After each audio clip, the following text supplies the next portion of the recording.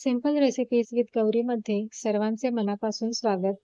आज मी इथे तुपाची recipe share करणार आहे, जी मी अजिबात लोणी वगैरे न काढता फटाफट तूप कसं बनवायचं ते दाखवणार आहे. तर इकडे मी कढई गरम करायला ठेवली आहे आणि ही मलई 15 दिवसाची साठवलेली आहे. फ्रीजरमधून काढून एक 2 ते 3 तास डब्बा आपल्याला बाहेर ठेवायचा आहे, म्हणजे ही नॉर्मल होते. आता तशीच्या तशीच मलई मी पूर्ण या कढईमध्ये ओतणार आहे.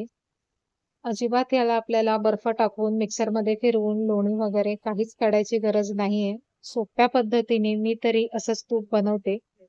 ज्यांच्याकडे वेळ नसतो किंवा ज्यांना लोणी वगैरे काढता येत नाही, त्यांच्यासाठी ही खूप उपयुक्त अशी रेसिपी आहे.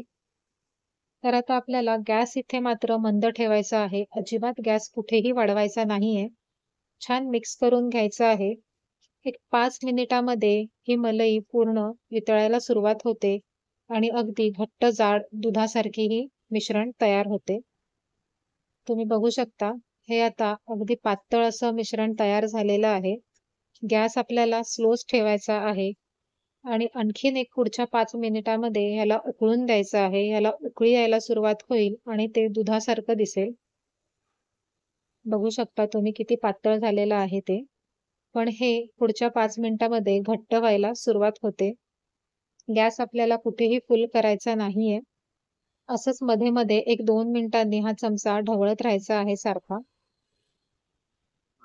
आता यामध्ये हा चमचा मी असाच ठेवून देणार आहे. चमचा कढईमध्ये ठेवल्यामुळे उकळी येऊन येऊन हे दूध बाहेर येत नाही. त्यामुळे कढईमध्ये चमचा आपल्याला तसाच ठेवून द्यायचा आहे. 3 ते 4 मिनिटानंतर तुम्ही बघू शकता हे आटायला सुरुवात झालेली आहे. आणखीन 5 मिनिटानंतर ही मलई आता पूर्ण घट्ट झालेली आहे आणि याला रवाळ असं टेक्स्चर आलेलं आहे. आणखीन 10 मिनिटांमध्ये याला तूप सुटायला सुरुवात होईल.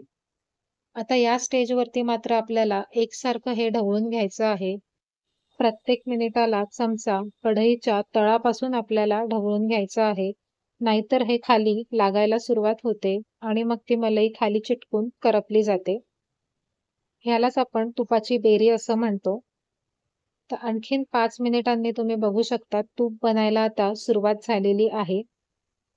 हे जे जाड-जाड दिसतंय ना, ही छान आपली तुपाची बेरी तयार होते. जेव्हा तुम्ही बाहेर मार्केटमधून लोणी आणून तूप बनवता, तेव्हा ती बेरी तुम्हाला माहीत असेल कशी काळपट आणि पातळ अशी तयार होते.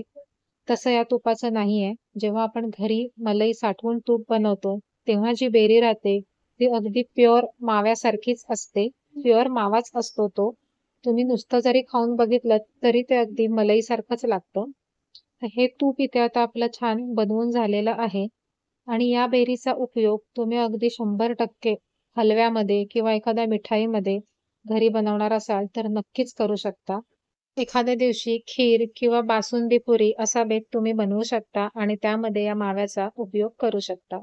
तर हे तूप आता इकडे आपलं छान बनवून तयार झालेलं आहे. हे तूप पूर्णपणे थंड झालं, रूम टेम्परेचरवरती आलं, की मग याला गाळणीतून गाळून घ्यायचे आहे. हे तूप मी आता इथे गाळून घेतलेले आहे. थोडासा काही माव्याचा त्याच्यामध्ये अंश राहिलेला आहे खालती गाळताना. तो पुन्हा मी बरणीमध्ये भरताना गाळून घेईन एकदा. तर 1 डब्बा मलईपासून हे अर्धा डब्बा तूप तयार झालेला आहे. मुद्दामून मी तोच डब्बा इथे ठेवलेला आहे, म्हणजे कळेल की तेवढ्या मलईचं तूप किती तयार होतं. आणि हा मावा सुद्धा तुम्ही बघू शकता.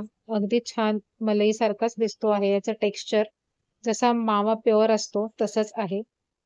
तर ही रेसिपी कशी वाटली हे कमेंट करून नक्की सांगा.